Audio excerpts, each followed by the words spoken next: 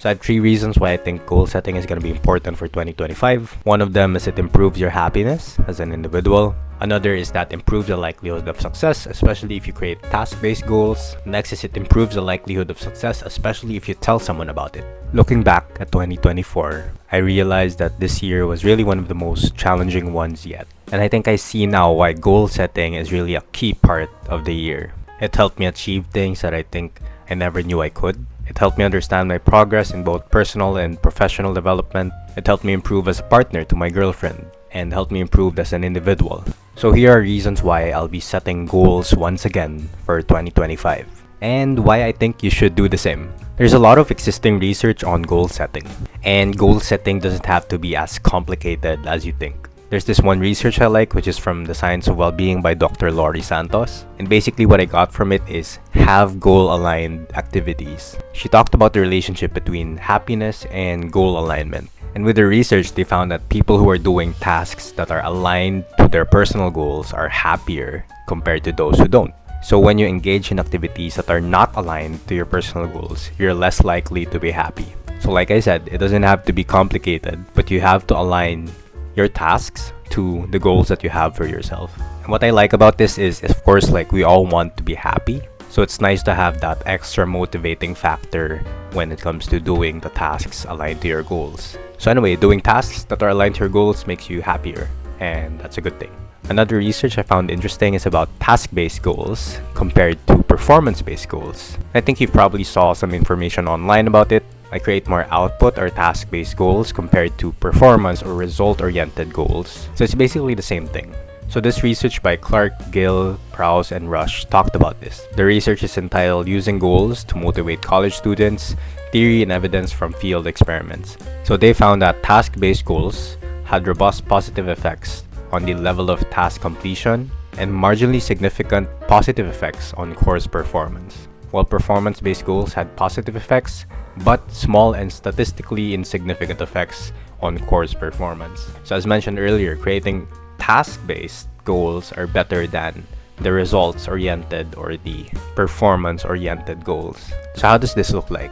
So for me, for example, if my goal was to make $2,000 every month starting February of 2025, that might be less effective than if I set a goal of reach out to 20 clients every day. I think one thing to note is that you have no control over the outcome or the results of what you're trying to achieve, but you have more control over the input you put into making that goal. So a better goal might be really to reach out to 20 people, 30 people, 40 people every day, rather than to say, oh, I want to make $2,000 every month. So yeah, create more task-based goals compared to performance or outcome-based goals. I think there's nothing wrong with the performance-based or the outcome-based goals, but in the beginning when you're just starting out, I think it's easier to focus on the input you can give rather than focus so much on the outcome or the results. Anyway, just my 2 cents. So those are reasons why I think goal setting is gonna be important for 2025. So for the final reason why I think goal setting is important for 2025, it's telling someone about it improves your likelihood of success. And I think it's because of the external pressure you get when you tell someone about it. A term we talk about in ADHD is called body doubling, which is basically having someone present while you do the work. And this is very effective for me, especially when I want to get work done during the day. So I usually go to a coffee shop so that I have strangers there who are also working, and it gives me some pressure to do the work as well. And I think this can be the same with goals. So don't just set goals for yourself, actually tell someone about it. So at least that person can also be your accountability, they're aware of your goals, and they can ask you about it every now and then. And you'll be motivated to work since someone knows about it and you want to get the work in. This was very helpful for me in 2024 since I did have someone who was helping me as a body double. At that time, we were both looking for jobs since we needed work. So we had this agreement that every day we would have a call at 9 a.m. and we would just talk about what we were gonna work on. And it helped, like it got us to at least get out of bed before 9 a.m. It got us to create our to-do lists for the day, and it got us to actually put in the work and start applying for jobs that we see online. So yeah, for me it was really helpful, and maybe it can be helpful for you too. So for this last part, I think I want to reflect on what goal setting actually looks like for 2024, so we can sort of separate the expectations from the reality of it. So our expectation is to set big and audacious goals that at least motivates you or gets you excited about the goals that you have. So for me, the goals I set were I wanted to gain financial freedom, I wanted to move out of my parents' house, and I wanted to give money back to my parents for all the support they gave to me during college. These were big goals, and I mean big, especially because I was aiming for financial freedom.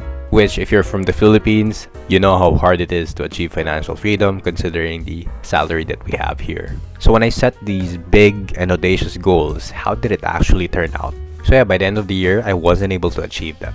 And yeah, it sounds sad, and I was sad about it before, but I do realize that I think I was doing goals wrong the whole time. At the start of the year, I set big and audacious goals, but in reality, I needed to set a good goal, a big enough goal, and also like chunk it down into smaller steps. Since when I set a big goal, I had this expectation maybe in a month or in 2 months or in 3 months, I would have it achieved. But that's not really the case. I think what really happened is because I set a big goal and I wasn't able to achieve it, I really lost motivation as I was doing it. And that resulted in me sort of changing strategies every now and then during the year, which wasn't effective. So I think what I will do now for 2025 is to set a goal, of course, but not make it so big that it demotivates me when I don't get to do it. So let's say a goal of $2,000 in 2 months, I think that's too big. I think I need something smaller, something that's achievable, and at least helps me understand how much work I need to put into it without burning out. Since burnout was also a problem for me. When I set the big goals, I try to put in a lot of work into it, and when I don't get to achieve it, I just burn out, and that puts me back in square one. And it's where I'm demotivated and I don't know how to start again, and I have no energy to start again since I burnt out. So going back, I think what actually happened for me in 2024 was I set a goal to achieve like $2,000 a month, and for the whole year, around 9 months, I wasn't able to make money. I made around like $40 to $60 every other month, which was sad. My initial goal was really to get that $2,000 by just freelancing and by having my own clients. But at the end of the year, I needed to pivot into a different direction and tell myself that you need a job first. Since a big chunk of the year was really the anxiety of having no income, the anxiety of finding your next client, and what I actually needed was something stable. So I think that's it. That's how the year actually went. Instead of achieving $2,000 by the end of the year, by around October, I just got a full-time job, which was okay. At least it got me a bit closer to my goal than when I didn't have a job. So yeah, I think that's how 2024 went. I ended up just getting a full-time job, and yeah, I think that's okay. I think like I added a different goal at the middle of the year since I did notice a big problem, which was my mental health. So my mental health, I think, was really pulling me back.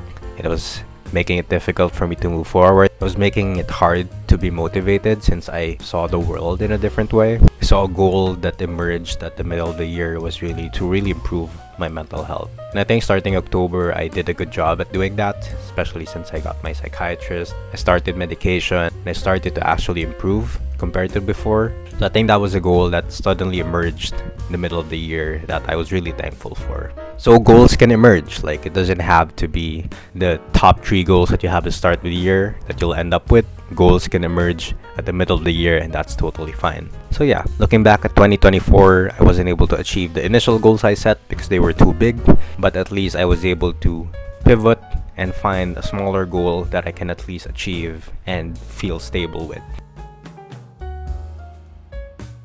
So let's talk about themes, since I think this is an interesting topic for 2025. I think my theme for 2024, if I were to summarize it, everything that I've done, is really about stability. Just feeling stable with my mental health, with my financial health, not feeling that I'm rushing or trying to catch the next train to somewhere. Just feeling stable enough that I don't need to rush. I think that was my theme for 2024. I think I achieve a part of it now that I have a job, now that I'm way better mental health wise. So I'm okay settling with that, and I'm happy with that as a theme for 2024. And I think I didn't have a theme to start the year, but now at the end of it, as I assess it, it's really the theme of the year. Really stability. I wouldn't say I'm very stable, but I feel like ever since I got my job, I've been feeling more stable than I've been before. And there's still some worries about probably losing this job, not having income again. But I think the medication for my mental health has been helping me reduce the anxiety and just focus on the present moment and do what I can. So yeah, the theme of 2024 was just surviving and just finding a way to be stable. And I'm happy that at least I was able to find it and feel more stable, especially now. For 2025, I think the theme I want for myself is something different. And I want my year to have a theme of creativity. And I think I got this idea ever since I started creating my own stuff, creating my own videos here on YouTube, creating my own brand for ADHD coaching, and basically just trying to make things out of thin air. I don't know about you, but I find it really fun to just make things. So yeah, I want 2025 to be a year of creativity where I just focus on creating things as much as I can. And of course, like the financial goals are still there. I just won't make them super big right off the bat. I just want to maybe have a ladder of things I want to achieve just so I don't overwhelm myself. But I think a year of creativity is really gonna put in more life into my day-to-day, which I need. I think I need to start living more. I don't want to start living my life as a whole business where everything is about ROI. I want to actually start enjoying and to tell stories in a creative way, to create videos that are fun to watch maybe after a few years, and to make valuable experiences in a creative way. So yeah, that's my theme for 2025, and I feel like you should also have a theme for your year. And you can leave it in the comments below if you do have a theme that you plan to have for the year. And hopefully I can comment back. So yeah, thank you for watching this video on why you should start setting goals for 2025. I think overall it's really just improving your likelihood of success and also having a way to monitor your progress, especially if you just want to see where you were at the start of the year and where you ended up at the end of the year. So thank you so much for watching the video. If you like it, please do like and subscribe and leave a comment on what your goal is for the year. And if you have like other video ideas that you want to share, leave them in the comments and I'll take a look. And yeah, thank you so much for watching and see you on the next one. Peace.